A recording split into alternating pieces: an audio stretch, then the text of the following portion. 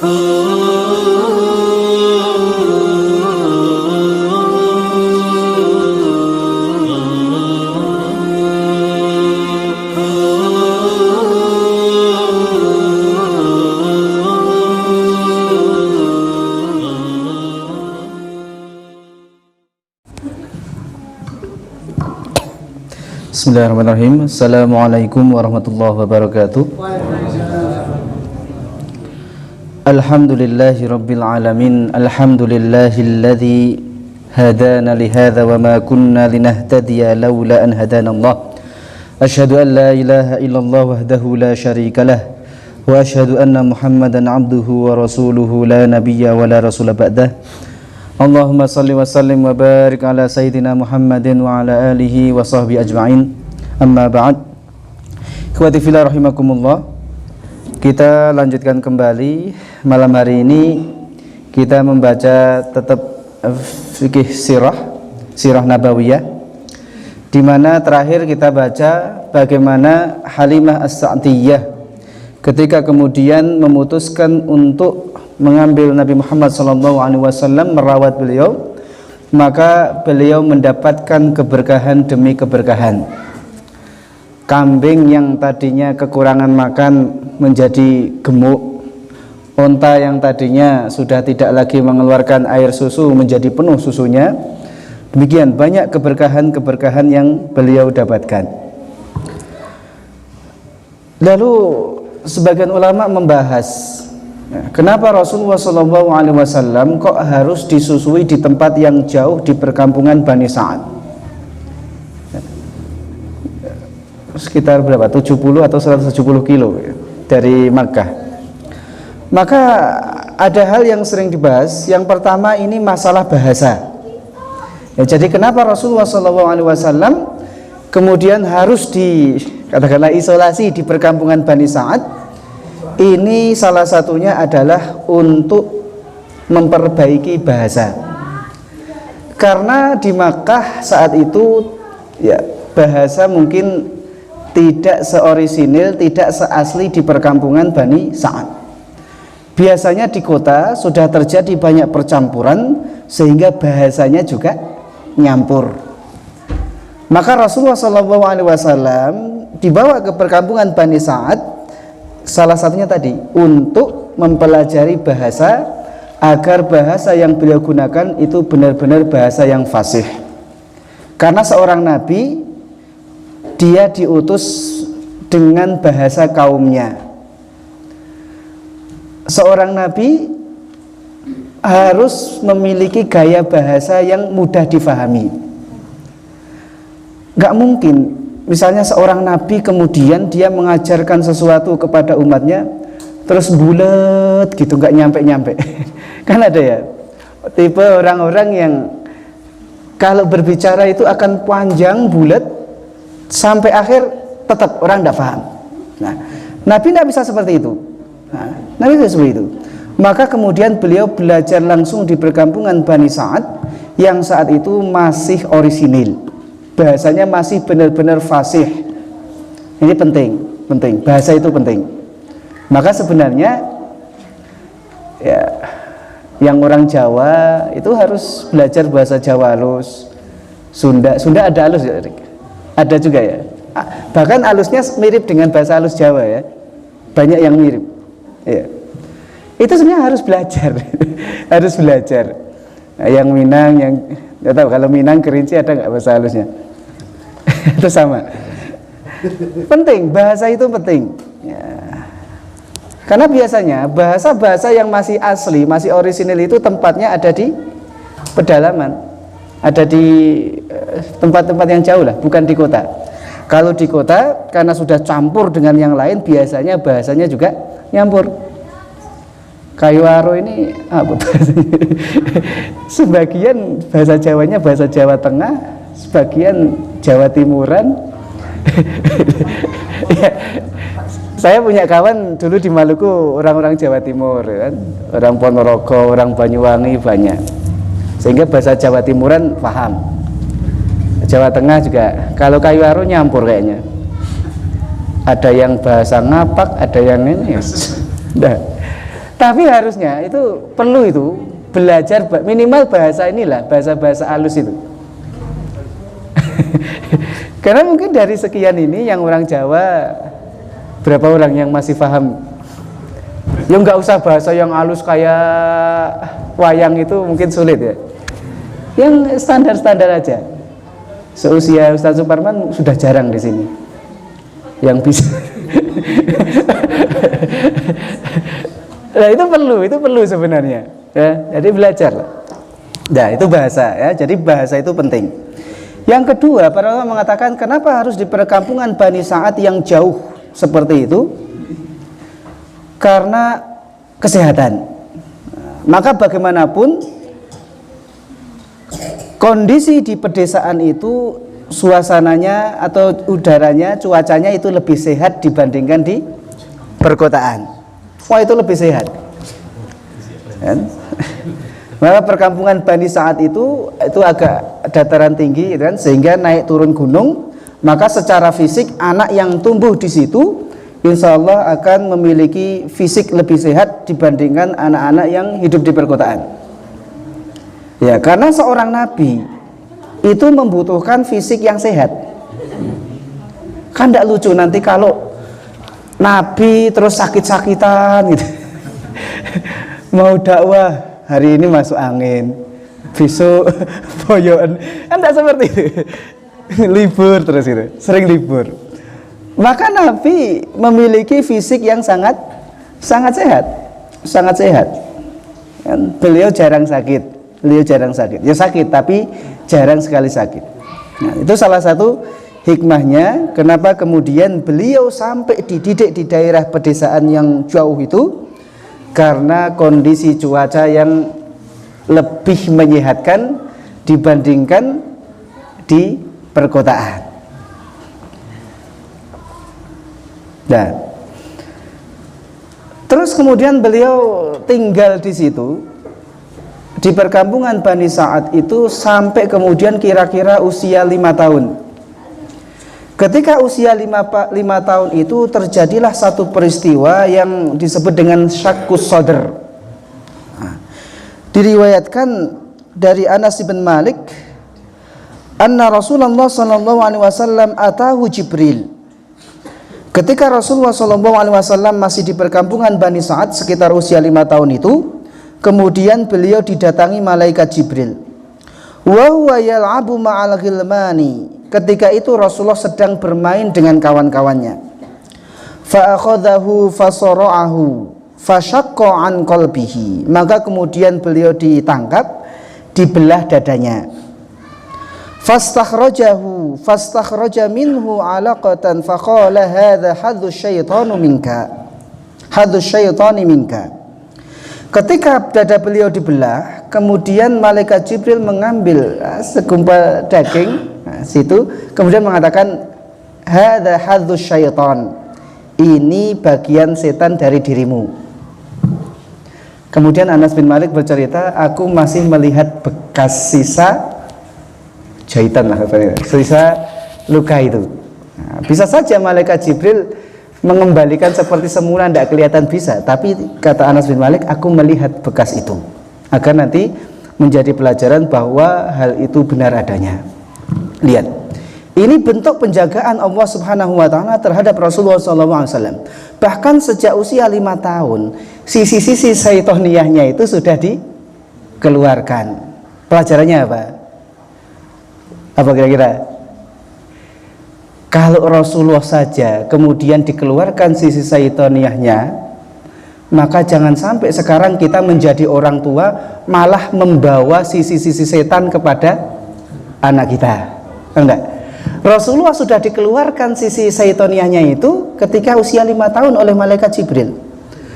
Maka orang tua jangan bawa setan ke rumah. Paham enggak Mas? Jangan bawa kebiasaan setan ke dalam rumah. Justru harusnya kebiasaan-kebiasaan setan yang ada dalam rumah itu dikeluarkan dari rumah kita, jangan bawa masuk. Saya nggak bisa bayangkan misalnya seandainya ada anak usia 3 sampai 6 atau 5 itu kan menirukan apa yang dia lihat akan dia tiru. Saya nggak bisa membayangkan kemudian anak usia 3 tahun sampai 5 tahun ngelihat bapaknya sedang nyawer biduan di panggung. Ngelihat, dia ngelihat. Kira-kira anak yang melihat seperti itu, apa yang dia tiru? Pinter joget. Kenapa? Karena dia melihat ini panutannya di rumah sedang joget di panggung, sedang nyawer itu. Maka banyak Pak, di SD dulu ketika kami masih di SD itu, wah anak jogetnya luar biasa, joget terus. Gitu ditonton, ya, sengaja saya tonton, malah jadi jogetnya, tambah semangat. Saya kira tambah malu, malah semangat itu. Waduh, ini mungkin itu yang dia lihat setiap harinya di rumah atau di lingkungan dia, entah orang tuanya. Ketika kemudian kita membawa hal-hal yang seperti itu ke dalam rumah, jadinya seperti itu, generasi seperti itu. Maka kalau Rasulullah saja dijaga oleh Allah Subhanahu wa taala, sisi setannya itu dikeluarkan, maka cobalah. Kalau kita tidak bisa mengeluarkan sisi setannya gimana? Dibelah juga nggak tahu yang mana yang dibuang. Malaikat Jibril nggak ngajari dulu. Ya minimal jangan kemudian kebiasaan-kebiasaan setan itu dibawa ke dalam rumah kita. Apa misalnya tabdzir, mubadzir. Mubadzir itu apa? Apa mubadzir itu? Ya kan, innal mubadzirina kanu ikhwana syayatin. Orang mubadzir itu adalah kawannya setan. Mubadzir itu apa? Sia-sia ya. Membelanjakan sesuatu yang dibutuhkan melebihi kebutuhan, kemudian akhirnya dibuang. Kita sering mengatakan, oh jangan mubadzir nasi, habiskan. Kira-kira kalau umur, ada nggak memubadzirkan umur? Kalau anak kita makan nasi nggak habis, kita sering tegur kan? Habiskan. Orang Jawa dulu PTM mati, mubadzir, habiskan. Sekarang anak kita habis waktunya dengan game, pernah nggak kita tegur? Dan itu mubadzir nggak?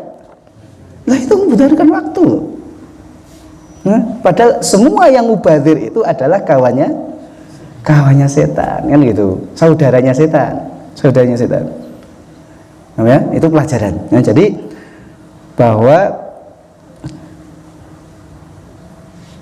jangan membawa apapun yang disukai oleh setan ke dalam rumah kita. Makanya banyak diajarkan ketika masuk rumah disuruh salam. Karena kalau tidak salam ada setan yang ikut, kemudian dia dapat penginapan gratis di situ. Ketika makan disuruh baca bismillah. Seperti itu. Semua diatur. Ketika masuk WC ada doanya, akan makan, setelah makan semua ada doanya. Itu adalah dalam rangka tadi melindungi kita semua dari setan itu. Nah, ketika kemudian terjadi peristiwa Sakkus Sadr itu, kemudian dia kawannya ini manggil inna Muhammadan qad qutil, atau ada yang mengatakan saudara yang Quraisy itu dibunuh sama orang. Nah, maka kemudian segera ditemui oleh ibu susu itu, Halimah As-Sa'diyah, susuannya. Maka kemudian dia takut terjadi apa-apa, sehingga kemudian dikembalikan lagi kepada ibunya. Maka tinggallah Nabi Muhammad SAW bersama ibunya, kurang lebih antara usia 5 sampai 6 tahun. Tidak lama. Dari kurang lebih setahun itu tinggal bersama ibunya, itu yang sering tercatat dalam sirah nabawiyah itu adalah peristiwa ketika Rasulullah SAW diajak oleh ibunya untuk ziarah ke makam ayahnya. Karena makam ayahnya itu ada di dekat Madinah, Nah, jadi diajak itu anak usia 6 tahun safar dari Makkah sampai ke Madinah, berapa ratus kilo itu? 500-an kilo kan? 500-an kilometer. Berapa jam kalau bis? 6 jam. Bayangkan, anak usia 6 tahun diajak oleh ibunya untuk ziarah ke makam ayahnya. Pelajarannya apa? Agar anak tidak lupa dengan nasab. Jadi penting itu nasab. Makanya dulu kan PR-nya kita nyari nafsu-nafsunya masing-masing, kira-kira nyampe mana. Cuma ya gimana nyarinya? Penting diajak itu anak yang usia 5 atau 6 tahun itu diajak sampai menempuh ratusan kilometer untuk ziarah ke makam ayah. Nah, maka kemudian disitulah kemudian ibunya sakit kan, terus wafat. 6 tahun sampai 8 tahun setelah ibunya wafat, nanti beliau pulang itu bersama Ummu Aiman. Maka nanti Rasulullah menyebut 3 wanita yang disebut ummi ba'da ummi, ibuku setelah ibuku yang asli.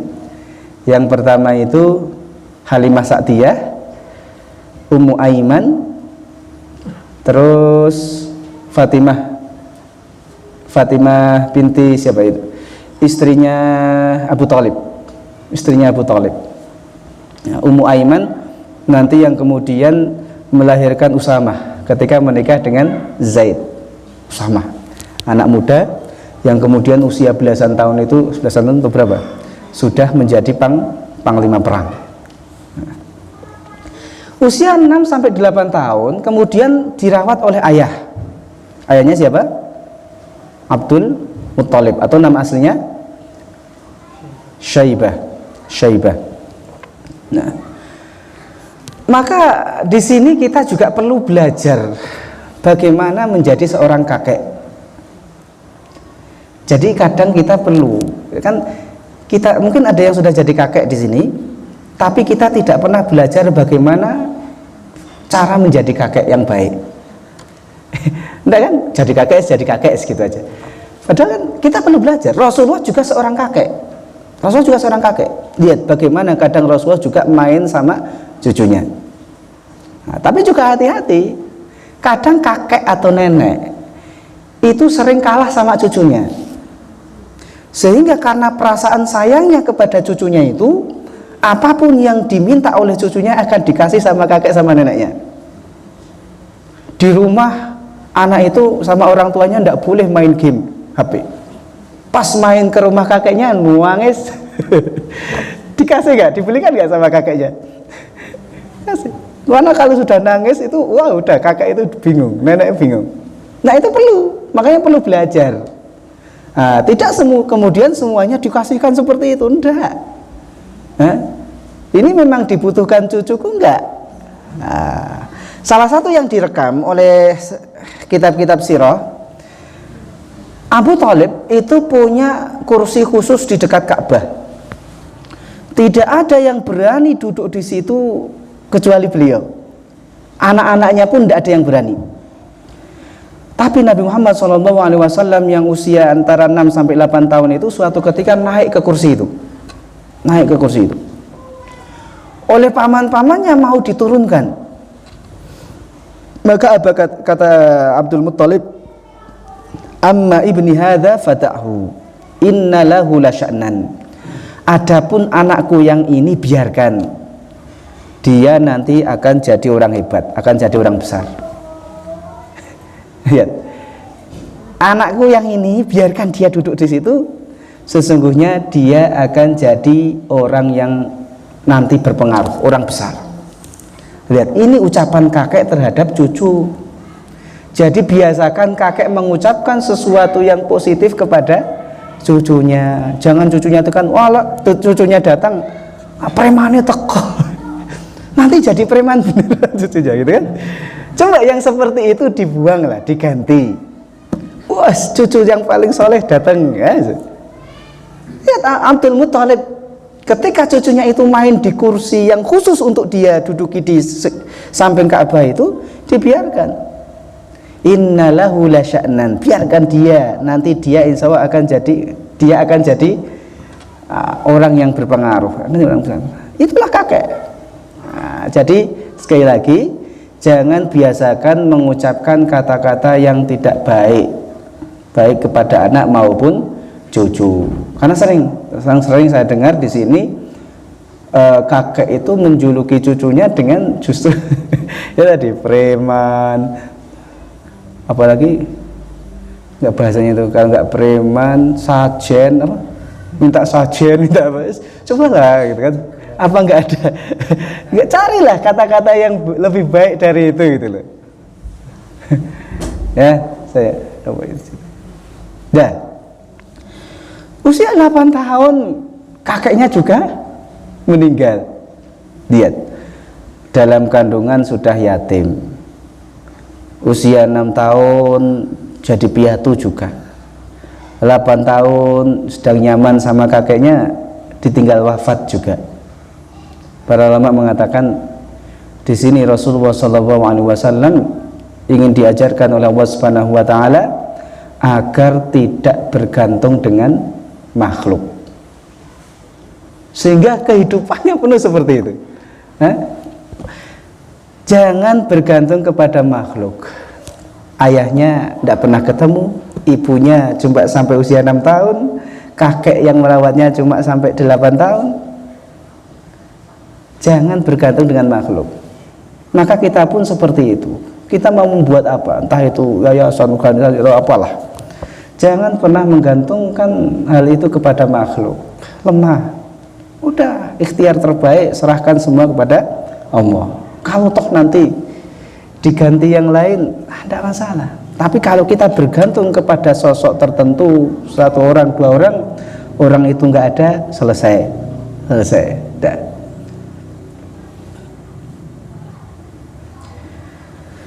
Kemudian setelah kakek beliau meninggal, beliau dirawat oleh paman. Karena Abu Thalib itu sebenarnya anaknya banyak, secara ekonomi lemah.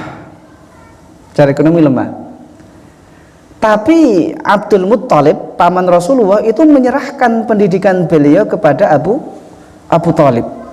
Nah, itu yang diserai. Maka kemudian hiduplah Rasulullah SAW bersama Abu Thalib itu, pamannya, penuh dengan keprihatinan. Sampai beliau cerita, ketika anak-anak pamanku itu sedang ngumpul untuk makan, maka beliau minggir karena tahu beliau anak angkat. Ya kan, sebenarnya anak angkat. Ini juga sebagaimana ini nanti jadi konsep mendidik anak yatim. Kalau bisa sebenarnya anak yatim itu tidak diisolasi di gedung-gedung sendiri seperti itu. Tidak di sekarang panti asuhan seperti itu. Kalau bisa. Tapi anak yatim itu dititipkan kepada keluarga-keluarga itu. Maka lihat Nabi Muhammad SAW kemudian tinggal dengan pamannya. Nah, tapi kalau tidak ada ya tidak apa-apa, pakai panti asuhan seperti itu. Tapi lihat Rasulullah SAW sadar bahwa dia itu adalah anak angkat, sehingga ketika saudara-saudaranya itu makan, beliau nggak ikut berebut makan di situ. Beliau minggir. Nah ini pentingnya orang tidak boleh menyembunyikan nasab. Maka kalau ada yang mengasuh anak angkat, maka jangan sembunyikan. Katakan kepada dia ayah dia siapa. Nah, lihat Rasulullah SAW ketika kemudian merasa bahwa saya bukan anak kandung pamannya, maka yang lain berebutan makanan, dia minggir. Ini bagus. Jadi anak angkat dia tahu posisinya. Karena kalau enggak, banyak kemudian anak angkat justru mendolimi saudaranya, ya kan? Warisan yang harusnya dibagikan kepada anak kandung justru dihabiskan oleh anak angkat. Itu zalim nggak? Zalim. Maka harus tahu, enggak apa. Kan? Rasulullah SAW kemudian hidup bersama pamannya itu dalam kondisi penuh keprihatinan. Maka beliau kemudian sampai menggembala kambing. Iya. Ma min nabiyyin illa waqad ra'al ghanam. Tidaklah nabi itu kecuali pernah menggembalakan kambing. Jadi kalau bapak punya anak laki-laki, pengen anak laki-laki itu jadi pemimpin, belikan kambing. Yang jelas kan langsung gitu. Semua nabi itu menggembala kambing. Nggak tahu nanti hubungannya apa. Dibahas itu para ulama, kenapa kambing seperti itu. Coba aja. Yang punya anak laki-laki, anak perempuan kayak enak. Gembalakan kambing, suruh gembala kambing. Karena semua nabi itu menggembala kambing. Sayang di sini nggak ada yang gembala kambing. Pak Ijan nggak ada ya? Oh ada, cuma Pak Ijan yang siap. Gembala kambing. Susah, beliau menggembalakan kambing dapat upah yang sangat sedikit ya, seberapa dirham gitu kan. Nah, itu. Jadi terbiasa dengan hidup seperti itu. Usia 12 tahun, kurang lebih 12 tahun, maka beliau mulai diajak pamannya berdagang. Usia 12-an tahun. Ya. Walamma tamma minal umri 12 sanah safar ammuhu Abu Thalib ila Syam. Beliau mulai diajak berdagang, bahkan dagangnya itu sudah langsung ke luar negeri, ke daerah Syam. Syam itu ya daerah Palestina, Syria, Lebanon, itu Syam. Meskipun nanti kemudian bertemu dengan pendeta Bukhaira, ada yang baca Bahira, lalu pendeta itu melihat ada tanda-tanda kenabian pada diri beliau, kemudian disuruh balik. Nah. Jadi orang-orang Quraisy itu memang orang yang pandai berdagang. Maka dalam surat Quraisy itu li'ila fi Quraisy ila fihim rihlatash syita'i was saif. Orang Quraisy itu ketika musim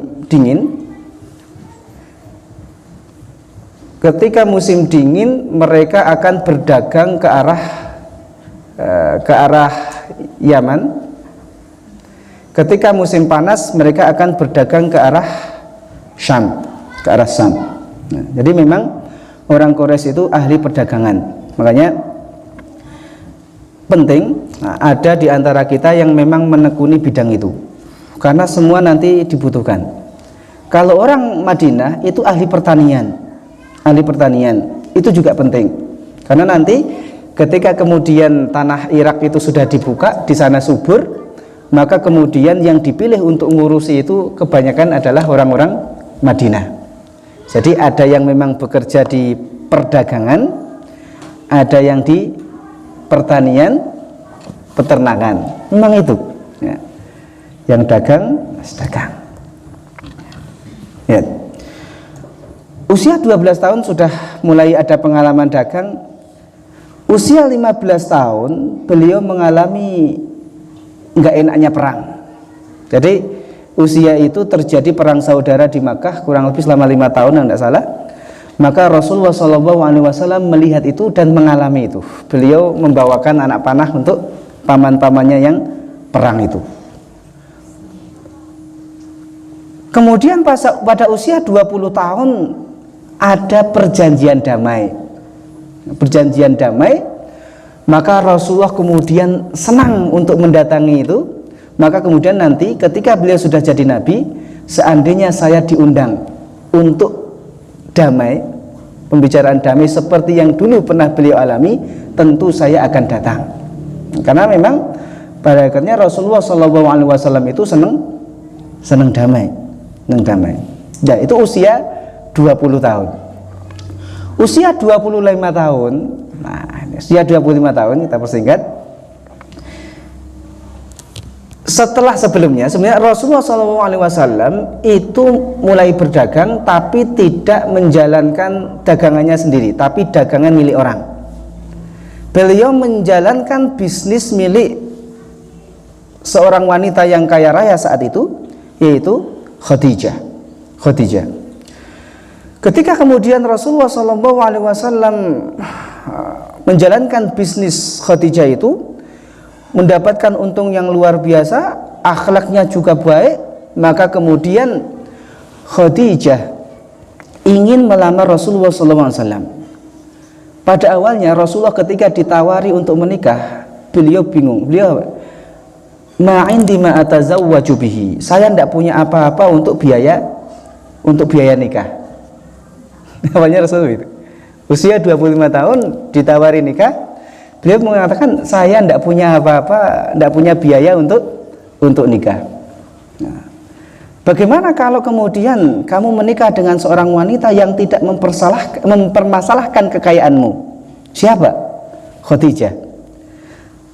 Maka kemudian Rasulullah SAW menyanggupi itu.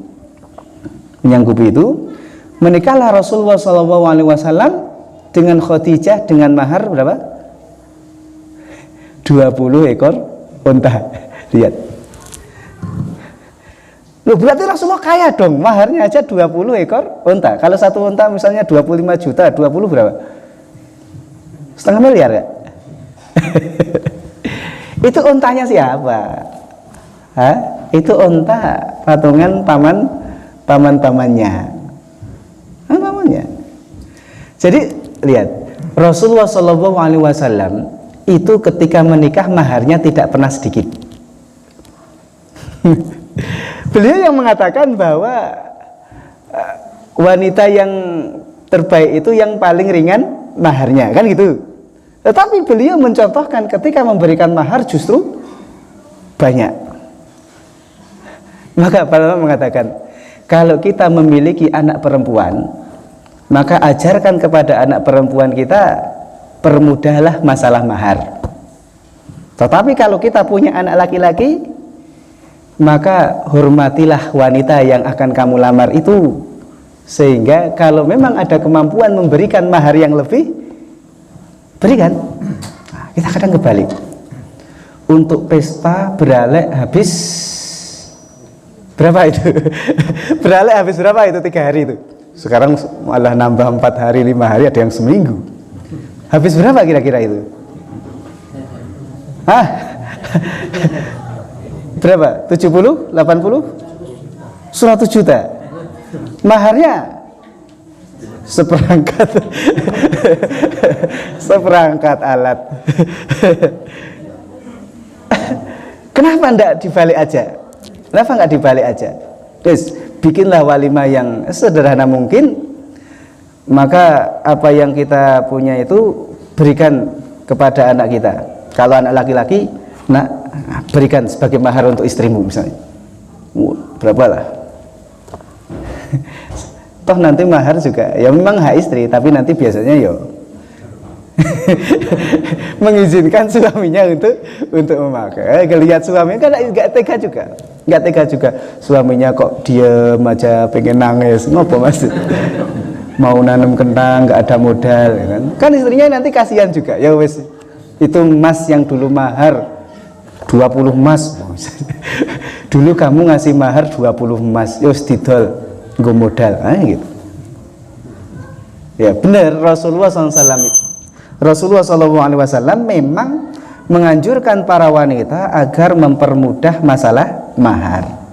Tetapi beliau mencontohkan justru ketika menikah, maka tidak pernah beliau memberikan mahar seperangkat alat sholat tok gitu. Itu tidak pernah kayaknya.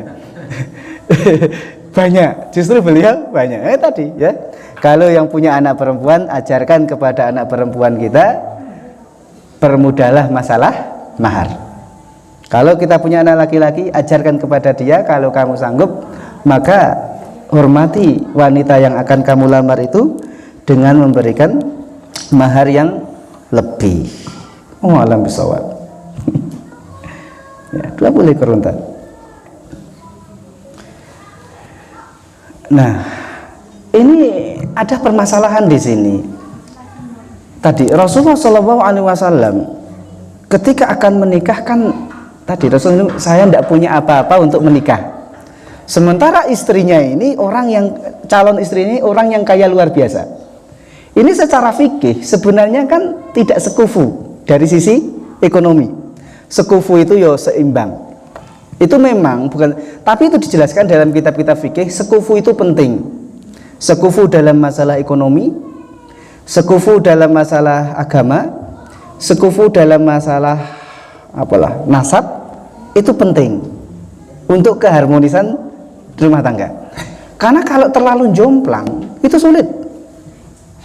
Kalau sekarang bapak-bapak biasa ke ladang, nikah sama artis ibu kota yang kira-kira bisa nggak ngimbangi gaya hidup? Nah, ini sangat jomplang. Maka memang sekufu itu bukan syarat, tapi itu penting. Itu penting. Maka banyak kemudian perceraian terjadi berawal dari situ. Nah, Rasulullah SAW ya pas awal menikah mungkin miskin. Sementara istrinya kaya luar biasa. Boleh, boleh. Akan tetapi di sini kalau kita tidak bisa mengatasi itu, ini rawan. Ketika nanti ada masalah di situ akan diungkit-ungkit. Kamu dulu kesini cuma modal modal apa kan? Semua dari saya. Rawan seperti itu. Apalagi kalau istrinya itu bukan istri yang beriman, orang yang salehah, sulit. Maka apa yang dilakukan oleh Khadijah? Ketika kemudian mereka menikah, maka seluruh perdagangannya itu diserahkan kepada suaminya. Serahkan kepada suaminya, karena bagaimanapun suami di situ adalah qawwamah. Dia pemimpin. Hartanya harta Khadijah. Maka diserahkan kepada suaminya, udah, ini dagangan, kamu yang ngurus, nanti saya tinggal apalah minta berapa bulanannya, uang dia, seperti itu. Kalau seperti itu tidak masalah. Tapi kalau ini tidak difahami, ini rawan. Istri penghasilan sebulan 100 juta, suami 1 juta. Saya yakin itu rawan. Kalau istri tidak paham, suami tidak paham, itu rawan sekali. Itu rawan sekali. Bukan tidak boleh, boleh. Cuma rawan.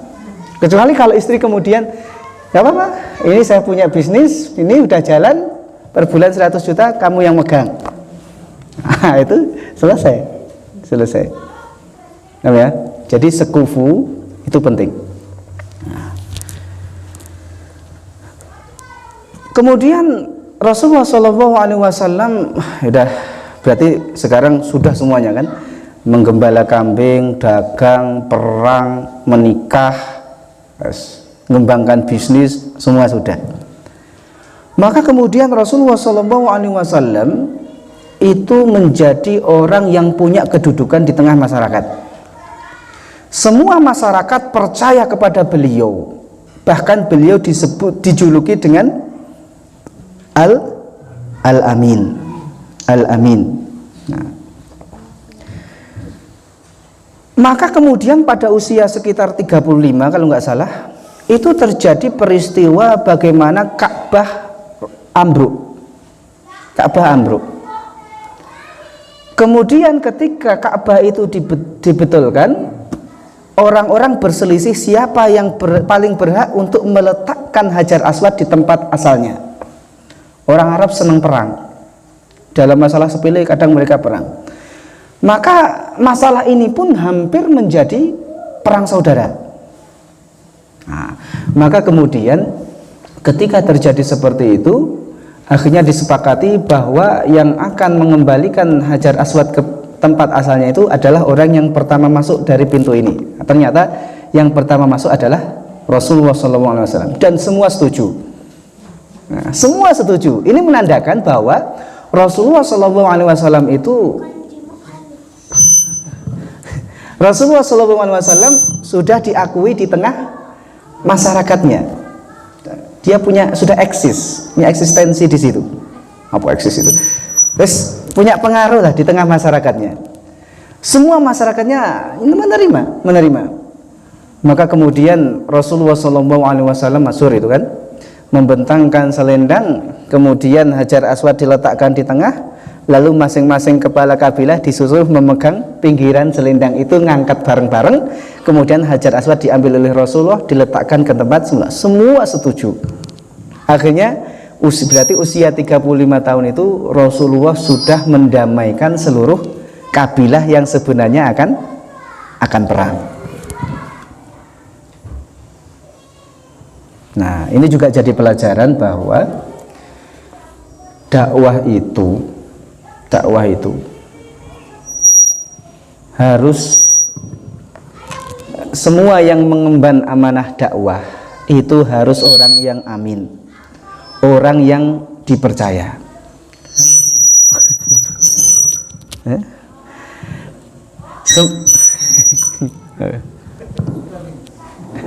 Ya, saya ulang, pelajaran yang sangat berharga bahwa seseorang yang ingin mengemban amanah dakwah itu harus orang yang al-amin, orang yang bisa dipercaya. Karena masyarakat akan nyaman ketika orang itu al-amin, orang itu bisa dipercaya. Tapi hati-hati, ketika kemudian sekali dia khianat, maka sulit orang untuk berdakwah di situ. Sulit.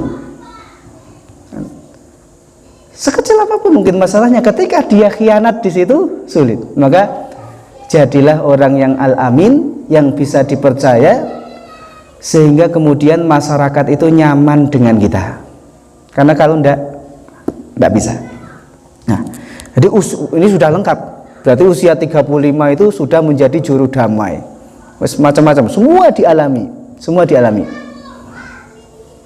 Nah, dulu kita usia 35 ngapain aja. Nabi Muhammad sudah jadi juru damai semua.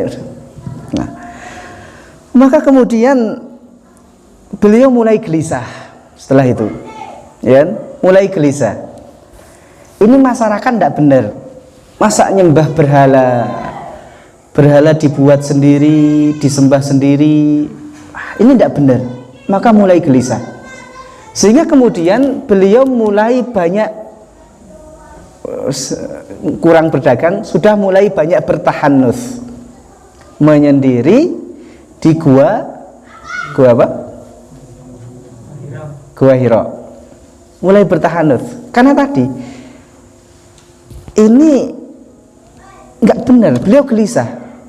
Ini juga pelajaran bahwa orang yang beriman itu pasti gelisah ketika hidup di tengah-tengah masyarakat yang jahiliyah. Kalau kita nyaman hidup di tengah masyarakat yang rusak, nyaman aja, ini sebenarnya ada masalah. Harusnya kita tidak nyaman. Kenapa kok masyarakat seperti ini? Maka Rasulullah SAW mulai bertahanus, menyendiri di Gua Hira. Gimana ini masyarakat tidak benar, tapi ya nggak tahu cara membetulkan mereka itu gimana. Nah, maka bertahanuslah beliau di Gua Hira. Kemudian tadi muncul jawabannya ketika turun surat, malaikat Jibril membawa surat Al-Alaq itu, Iqra. Itu jawabannya. Kegelisahan beliau dijawab oleh Allah Subhanahu wa taala dengan itu. Nah, sampai sini ya. Jadi, kalau kita melihat sesuatu yang menyimpang, yang menyelisihi syariat, itu harusnya hati kita tidak nyaman. Kalau hati kita kok biasa aja ngelihat orang melakukan yang menyimpang, ini perlu ditanyakan. Kemana iman kita? Melihat kemungkaran kok dianggap biasa saja. Kalau bisa kan dirubah, rubah dengan kekuasaan kalau bisa. Yang ketua RT, ada nggak ketua RT di sini? Ada ketua RT? Nggak ada. RW? Kalau ada yang jadi ketua RT, di RT situ ada kemaksiatan, kok dia diem? Itu dipertanyakan. Harusnya dia rubah karena dia punya itu. Kalau tidak bisa dengan kekuasaan, dengan lisan juga nggak takut, ya minimal hati kita mengingkari, tidak setuju dengan itu. Nah, jadi masalah kalau hati kita merasa nyaman biasa saja, seolah-olah tidak apa-apa, sementara kemaksiatan itu ada di depan mata kita. Rasulullah SAW gelisah, cuma nggak tahu ini cara membetulkan bagaimana. Wa wajadaka dhalan fada.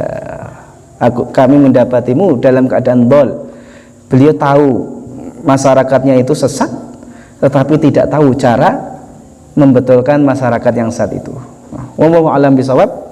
Jadi sampai di sini dulu ya. Jadi Rasulullah SAW menjelang usia kenabian itu semua sudah beliau alami, macam-macam semuanya. Jadi pengalaman hidupnya itu sudah menjadikan beliau siap untuk kemudian diangkat menjadi seorang nabi.